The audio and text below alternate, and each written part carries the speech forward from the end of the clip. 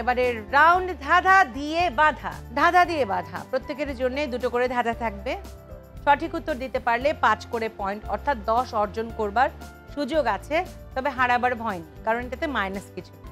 তবে যেহেতু ধাঁধা, খুব সূক্ষ্মভাবে চিন্তা করে উত্তর দিতে হবে। হয়তো উত্তরগুলো চোখের সামনে ঘোরাঘুরি করছে, দেখতে পাচ্ছি না, যে কারণেই বলা যে ধাঁধা। সঠিক উত্তর দিতে পারলে কত? 5 করে প্রত্যেকটা ধাঁধার জন্য উত্তর। তবে যদি কোনো ধাঁধার অর্ধেকটাও পারো, সেক্ষেত্রে আমি তোমাদের 3 করে দেব। আর এটা যেহেতু পারফরমেন্স রাউন্ড, আমরা সবাই কিছু না কিছু পারফর্ম করব। তো আমি প্রথমে নুসরাতের কাছে জানতে চাইবো যে এই যে চলার পথটা, এটা কি আসলে তুমি যেমন কথা বলতে বলতে তখন প্রথমে কান্না করে দিচ্ছিলে, যে সেই জায়গাটা তুমি একটু সুন্দর করে আমাদের এক্সপ্লেইন করো যে কেন আসলে তোমার এই জায়গাটা এরকম লাগছে? আমার কাছে মনে হয়েছে যে এই যে কিছু একটা করতে চাচ্ছি, কিন্তু অ্যাজ অ্যান উইম্যান আমি বাসা থেকে সাপোর্ট পাচ্ছি না। লাইক মিডিয়াতে কাজের ক্ষেত্রেই হোক বা হায়ার স্টাডিজের জন্য আমরা যখন দেশের বাইরে যেতে চাই, তখন অনেক সময় ফ্যামিলি থেকে সাপোর্ট দেয় না। তো আমার কাছে একটা জায়গা থেকে মনে হয় এটা সামাজিক প্রেক্ষাপটটা পরিবর্তন হওয়া ভীষণ দরকার। এমন একটা অবস্থায় আমরা দাঁড়িয়ে আছি যে মনে হচ্ছে যে ওকে ঠিক আছে, মেয়ে হয়েছে, তার কাজ হচ্ছে শুধু একটু কোনো মতে পড়াশোনা শেখাও, তারপর একটা বিয়ে দিয়ে দাও। কিন্তু এটার জন্য আমরা অনেক পিছিয়ে পড়েছি। এটার জন্য আমাদের দেশে এখনো উচ্চশিক্ষিত নারীদের হারটা অনেক কম। ঠিক একইভাবে নাজমুন, প্রত্যেকটা মানুষের স্ট্রাগল আলাদা, আমাদের লাইফের পার্সপেক্টিভও আলাদা, জার্নি আলাদা।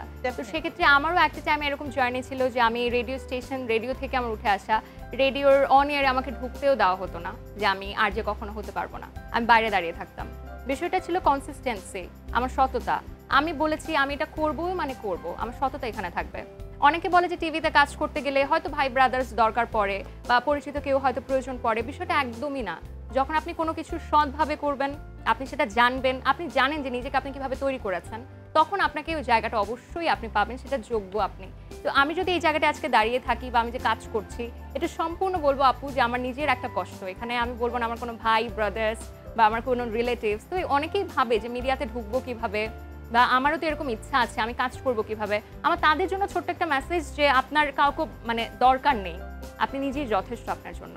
এবার আসিনের কাছে আসি, ঠিক একইভাবে যখন উপস্থাপনা শুরু করি, তো আমি একটা শো করতাম, আমি তার আগেও আরেকটা করেছি, তারপর আরেকটা সেকেন্ড শোটা যখন শুরু করেছিলাম একটা চ্যানেলে, তো সেখানে কাজ করতে করতে ইয়ারফোন যেটা দেয়া থাকে টকব্যাকে, যে কথা বলার জন্য, সো ওইটাতে হচ্ছে মানে আমি যে স্ক্রিপ্ট বলবো, নিজে বানিয়ে কথা বলবো বা কিছু একটা দেখে আমি সেটা বলবো, বা যে গেস্ট তার সাথে কথা বলবো, সেটার পসিবল হতো না। কারণ কানের মধ্যে এমন অকথ্যভাবে মানে উল্টাপাল্টাভাবে কথা বলা হতো এবং অনেক রুডলি কথা বলা হতো, সেটার কারণে আমি সব কিছু গুলিয়ে যেতাম।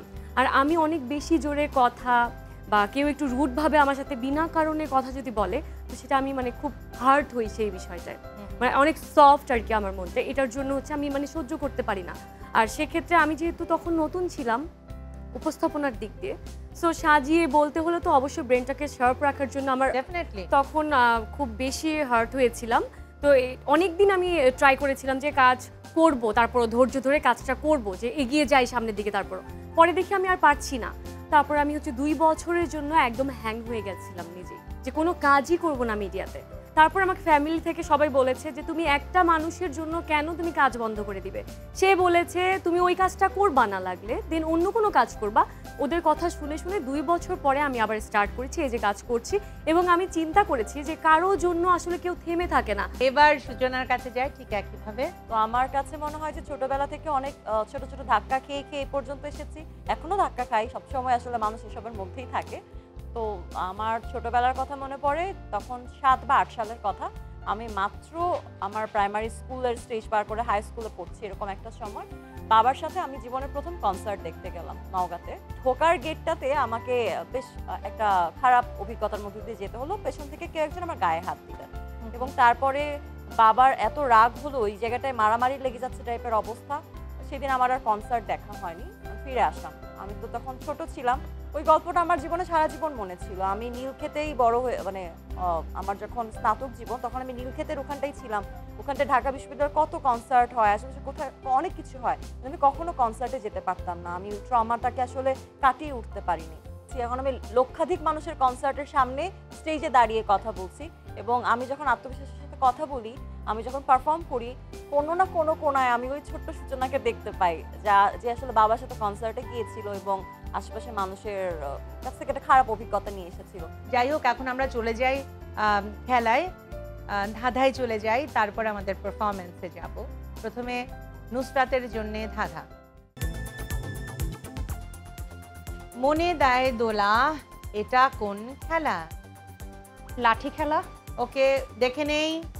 উত্তর সঠিক হয়েছে। দ্বিতীয় ধাঁধা নুসরাতের জন্য। কি আছে দেখো, বর্ণ সাজিয়ে লেখো। অপেরা। দেখি, উত্তর সঠিক হয়েছে। 10 পয়েন্ট নুসরাতের স্কোরবোর্ডে যুক্ত হয়ে গেল। কি পারফর্ম করবে আমাদের জন্য? আপু আমি ছোট্ট একটু অভিনয় করে দেখাচ্ছি। চলে আসো। আমার ছেলে ঢাকায় অনেক বড় চাকরি করে, কিন্তু ওর বউ বলছে যে বাসা পাল্টাইতে হবে। এখন বাসা পাল্টাইতে হবে, এত কাজ ঘরের, কে দেখবে আমারে? আমার ওষুধ খাওয়াবে কে? ঝামেলা না?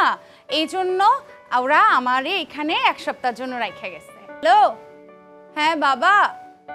হ্যালো হ্যালো, তুই ব্যস্ত? একটু কথা ছিল।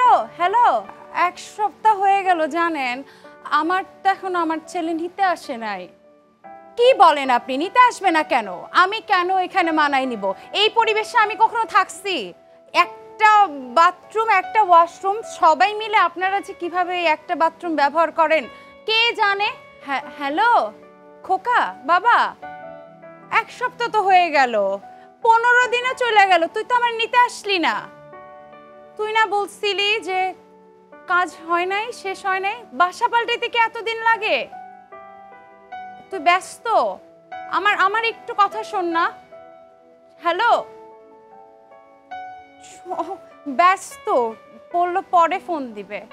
আমার ছেলে আমার হাতে রান্না ছাড়া ও কিচ্ছু খাইতে চায় না, আর ওর বউটা ভালো রান্না করতে পারে না। ও সবসময় আমাকে এসে বলে, মা আমার পছন্দের কোরমাটা রান্না করো, আমি কোরমা দিয়ে ভাত খাইতে চাই। আমি তো জানি আমি এইখানে বলে আমার ছেলের কত কষ্ট হইতেছে। বছর গেল, মাস গেল, কিন্তু বৃদ্ধ মা সেই বৃদ্ধাশ্রমেই থাকলো। ছেলে আর কোনোদিন এলো না ফিরে। বাবা রে বাবা, তুই কোথায়? বাবা, আমি তো ভাবছিলাম যে তুই আমারে ছাড়া থাকতে পারবি না, মুখে ভাতও তোর যাবে না, কিন্তু আমি আসলে ভুল ভাবছি। আমার ছেলে বউ পায়া মারেই ভুলা গেছে।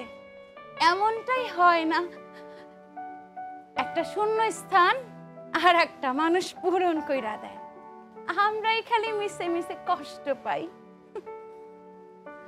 ওকে, সুন্দর, খুব সুন্দর। এবার নাজমুনের পালা। নাজমুনের জন্য ধাঁধা। বড় ট্রাক ইকুয়াল টু 10 লক্ষ, বড় বাস ইকুয়াল টু 6 লক্ষ, প্রাইভেট কার 4 লক্ষ, রিক্সা তাহলে কত? 2 লক্ষ। দ্বিতীয় ধাঁধা। নাজমুনকে দ্বিতীয় নাম্বার দিতে ধাঁধা, পারলাম হ্যাঁ। না। দ্বিতীয় ধাঁধা। জমে গেলে কি পাও, ছবি দেখে বলে দাও। বরফ। হ্যাঁ, বরফ, বর আর অফ, বরফ। ওকে, দেখে নি উত্তরটা। এই তো পেরেছো, উত্তর সঠিক হয়েছে। 5 পয়েন্ট নাজমুনের স্কোরবোর্ডে যুক্ত হলো। কি পারফর্ম করবে বলো? এখন আমার কিছু ছোট অল্প ফ্যান ফলোয়ার্স আছে যারা আমাকে এখনো আরজে মিম হিসেবে চেনে, তো আমি ছোট্ট একটু ওটা চলে করে আসো। দেখাতে চাই। আরজে এখানে আমি ছোট্ট করে আজকে শুনিয়ে বলতে চাই। Alright guys, everyone, you are listening to me of course. আমি আমার শো আজকের অননাতে সবাইকে ওয়েলকাম করছি। আপনি জানেন যে কোন স্টেশনে শুনছেন সেটা আমি আপনাকে অবশ্যই বলবো, বাট রাত তো একটুখানি হয়ে গেছে।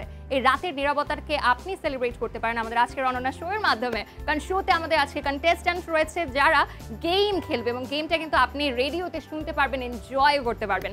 সাথে তো ধামাকাদার কিছু গান রয়েছে, এবং আমাদের স্পেশাল গেস্ট রয়েছেন যিনি আর কেউ নন, আমার ফেভারিট, আপনাদের সবার ফেভারিট তানিয়া আপু। সো তানিয়া আপু, হ্যালো, কেমন আছেন? কেমন আছো? আপু আপনার ফেভারিট গান কি? আজকে রেডিওতে সেই গানটাই বাজবে। এই নীলমণিহার। ও ওয়াও, এই নীলমণিহার একদম রাতের সাথে মিলে যাচ্ছে। আপনারা সবাই ওয়েট করতে থাকুন, আমরা গেম নিয়ে ফিরবো। গানে গান রাখুন, ফিরছি একটু পরে। Thank you. ওকে, এবার আসিনের জন্য ধাঁধা। দুয়ে মিলে খেলা বাংলাদেশের জেলা। বান্দরবন। এত চোখ কুচকায় বলার কি হলো, আমি তো বুঝলাম না। দ্বিতীয় ধাঁধা আসনের জন্য, শূন্য ঘরে বসাও বর্ণ, শব্দ হোক অর্থপূর্ণ। মুভির নাম নাকি গানের নাম? মেবি বুঝছি না। Maybe try it. আমি তো মানে ট্রাই করলে তো আমি না করছি না। আর সময় দিতে পারবো না মাসিন, সত্যের মৃত্যু নেই। ওফো, যে তোমাকে আমরা নাম্বার দিতে পারলাম না, 5 পয়েন্ট পেলে। এবার আসিন কি পারফর্ম করবে বলো? আমি নাচতে চাই। ওকে,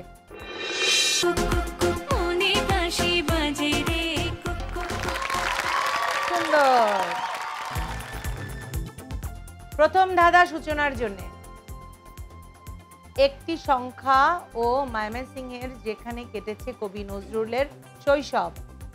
29 এবং ত্রিশাল। দেখি, ইয়েস, উত্তর সঠিক হয়েছে, 5 পয়েন্ট সূচনা স্কোর বোর্ডে যুক্ত হয়ে গেল।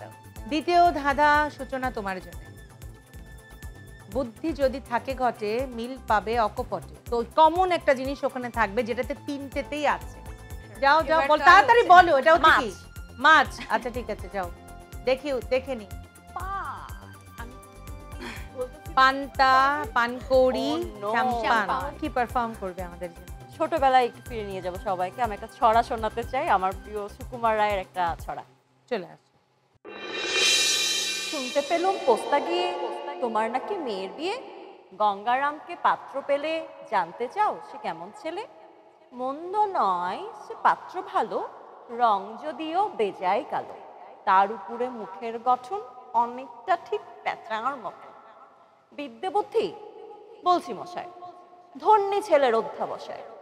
19টি বার ম্যাট্রিক এসে ঘায়েল হয়ে থামলো শেষে। মানুষ তো নয় ভাইগুলো তার, একটা পাগল একটা গোয়ার, আরেকটি সে তৈরি ছেলে, জাল করে নোট গেছেন জেলে।